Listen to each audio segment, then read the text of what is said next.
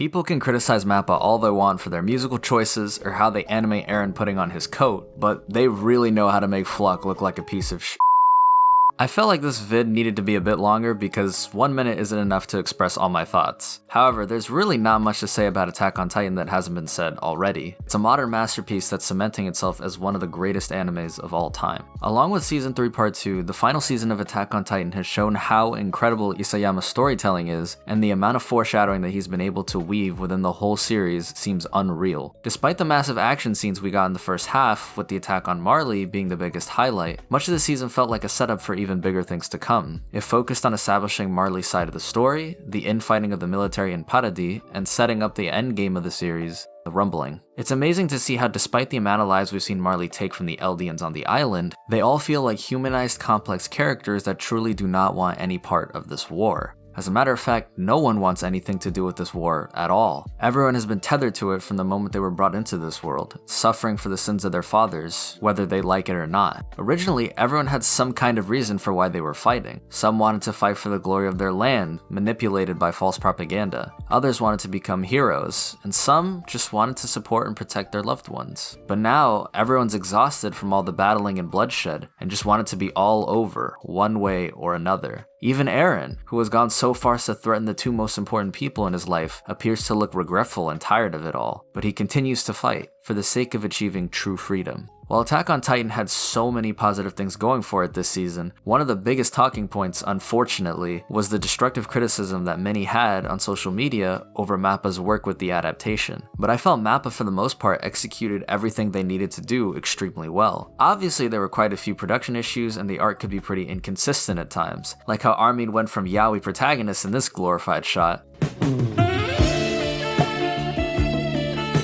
to looking like Bert in the last episode of the season. Who knows, maybe that was intentional by MAPPA, to remind us that Bert's memories reside within Armin. The CGI complaints seem silly since MAPPA have proven they can do good work with it. But if the only major complaints are about a soundtrack choice for one scene, and a 3-second animation of someone putting on a coat, I'd say that's a job well done overall. The only worry I have is that Part 2 is coming out pretty soon, and MAPPA might put themselves on crunch time for the sake of releasing the next season as quickly as possible. Regardless, this season of Attack on Titan has been amazing, and everyone is going to be tuning in to see how it all ends.